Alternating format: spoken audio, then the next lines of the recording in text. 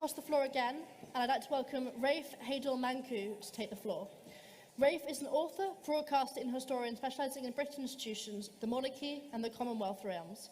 From the BBC to ABC, Rafe is a well-known commentator in national and international media. He is a trustee of the Royal Canadian Heritage Trust and a senior fellow at the New Cultural Forum think tank. Rafe, the floor is yours.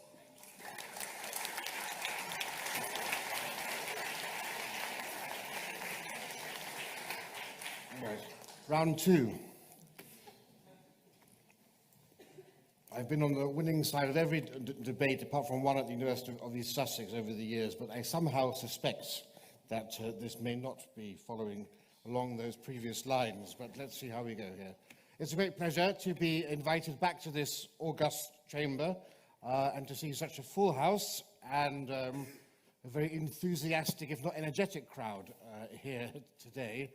It's been 7 years since I was last here, and university campuses and this chamber were rather quieter in those days, and undoubtedly one of the factors that's contributed to this increased passion is the emotion that envelops topics like colonialism and empire, and I say this also as a child of empire.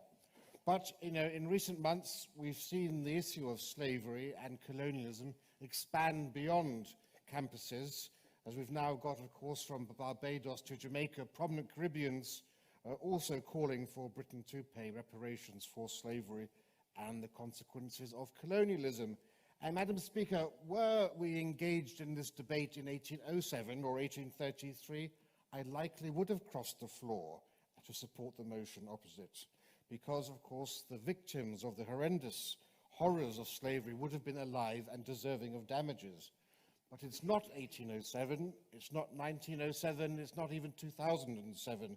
Over 2 centuries have passed since Britain led the world as the first empire in history to abolish slavery, and the right of reparations died long ago, because reparations are fundamentally about matters of tort law.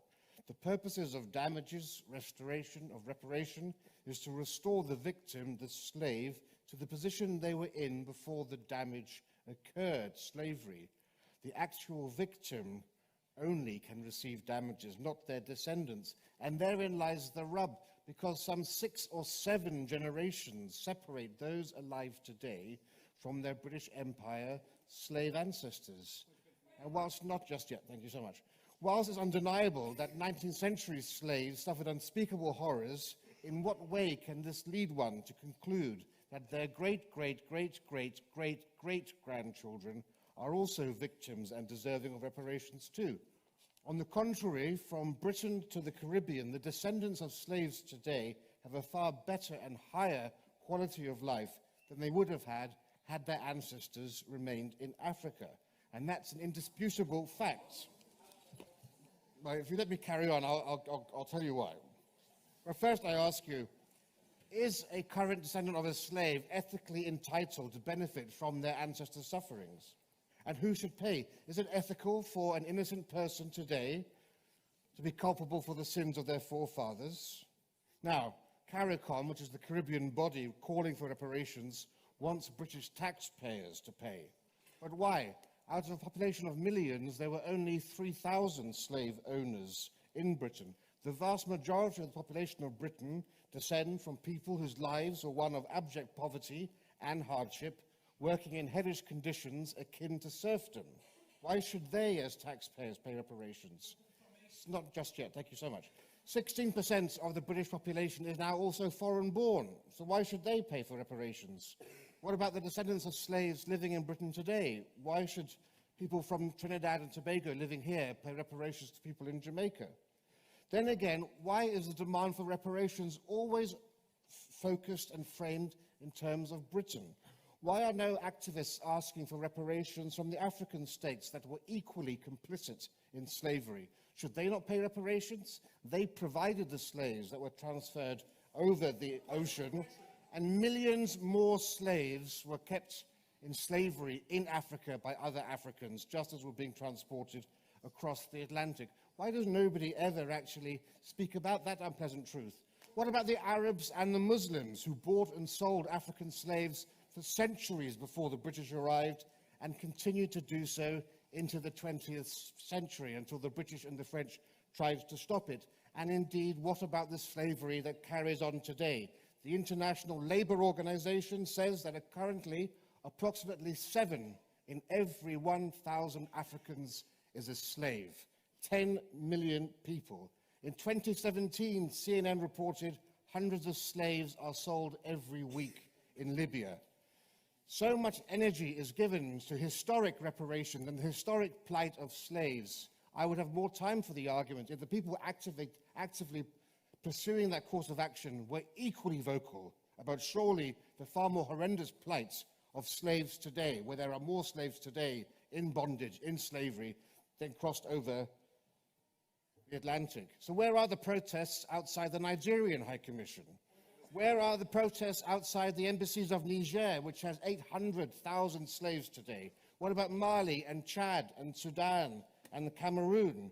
It's almost as if there's an ulterior motivation behind the call for apologies and reparations exclusively from Britain. And how far should we... No, I would love to, and normally I would, maybe a bit later on, but I'm getting into the swing of things now. And how far should we take this? Should Britain seek reparations for the Barbary slaves?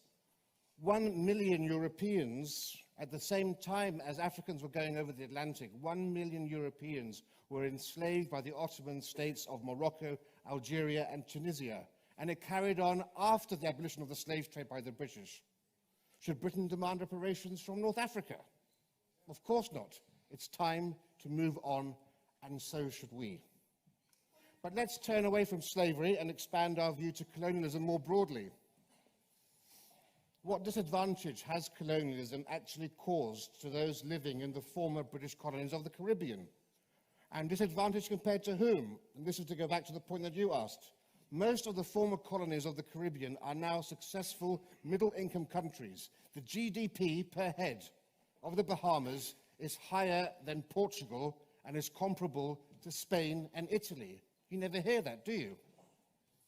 Barbados, Antigua and Barbuda, St. Kitts and Nevis, and other former British slave colonies have higher rankings on the UN's Human Development Index than Brazil, Mexico, or many other Spanish-speaking South American countries. How has the British Empire disadvantaged the Caribbean nations? It's not clear to me.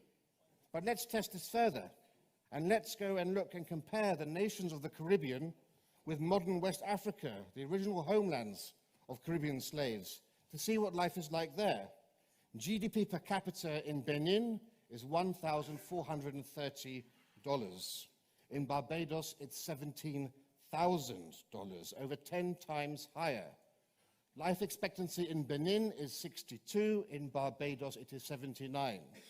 Rather than writing checks to well-off areas of the world, why not focus on countries and areas that are actually impoverished and require aid?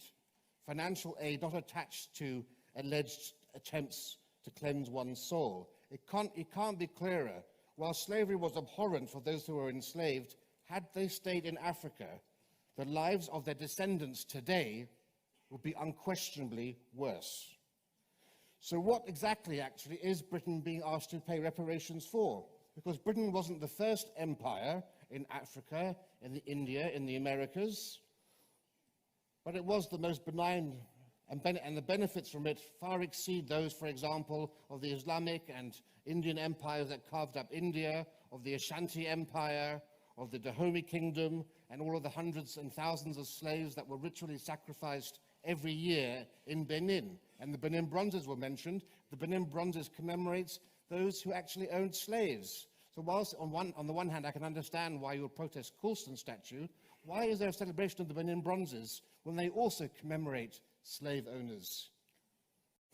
So why are we apologizing for Britain? Are we apologizing to Britain for introducing nutrition and food storage policies that led to a decline in the subcontinent's processes of famine that happened every 40 years? In India there was a famine. The population of India soared from 170 million to 450 million over the course of the Raj because of medicine, health, and accurate and proper nutritional standards and food storage compared to how it had been. There had never been in history of India such a surge in population growth.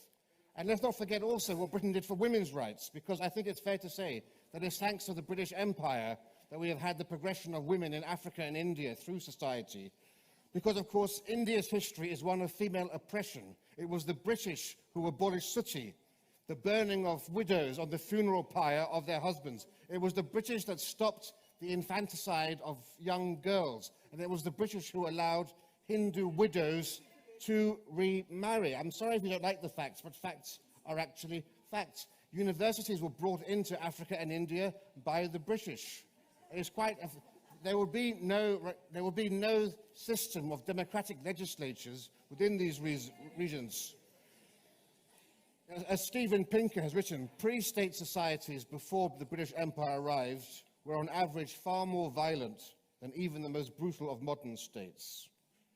So whilst many wrongs were committed in the 19th and 20th centuries, the modern success of Britain's former colonies today in the 21st century is due in large part to their colonial inheritance. The English language and the common law that enable them to become global players, their civic institutions, the police, the military, the civil service, the judiciary, parliament, universities, every region of the world you go to, British colonies are the ones most likely to be the most developed, the wealthiest, and the most democratic. I therefore have no opposition in opposing tonight's motion, but I'd like to end by quoting the great black civil rights activist and socialist Bayard Rustin, a friend of Martin Luther King Jr.'s and posthumous recipient of the Presidential Medal of Freedom from Barack Obama, who said, "If my great-grandfather picked cotton for 50 years, then he may deserve some money. But he's dead and gone, and nobody owes me anything." Thank you.